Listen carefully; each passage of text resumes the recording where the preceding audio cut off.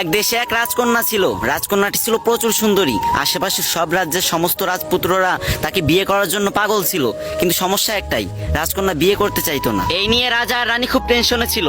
রাজকন্যাকে অনেক বোঝানোর পর অবশেষে সে বিয়েতে রাজি হলো, কিন্তু বলল আমার একটা শর্ত আছে। আমি যে ছেলেকে পছন্দ করব তাকে আমি একটা পরীক্ষা দেব। পরীক্ষাটি হলো সে 3 দিন 3 রাত একটানা ঘুমাইতে পারবে না।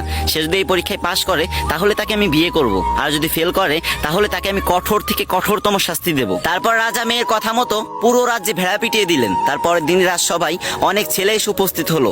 তার ভিতরে রাজকন্যা একটা ছেলেকে পছন্দ করলো। এবার ছেলেটার পরীক্ষা দেওয়ার পালা। রাজকন্যা যে রুমে ঘুমাতেন সেই রুমের দরজার সামনে ছেলেটিকে দাঁড় করিয়ে রাখলেন এবং রাজকন্যার দাসীকে বললেন, তুমি এর দিকে খেয়াল রাখবা, এ যেন সারা রাতে একটুও না ঘুমায়। ছেলেটি প্রথম রাতে একটুও ঘুমায়নি, কিন্তু দ্বিতীয় রাত যখন আসলো তার শরীর এতটাই ক্লান্ত ছিল যে সে দরজার পাশে ঘুমিয়ে পড়তে বাধ্য হলো। তারপর রাজকন্যা ঘুম থেকে উঠে সেই ছেলেকে কঠোর শাস্তি দিল, আর এই খবর পুরো রাজ্যে ছড়িয়ে পড়লো। কিন্তু এই খবর পাওয়ার পরও তার পরের দিন একটা ছেলে রাজসভায় আসলো। রাজকন্যার তাকে অতটা পছন্দ না হলেও তাকে পরীক্ষা দিতে বললেন। ছেলেটি যখন পরীক্ষা দিল আগের ছেলেটির মতো সেও ফেল করলো, তাকেও কঠোর শাস্তি দেওয়া হলো।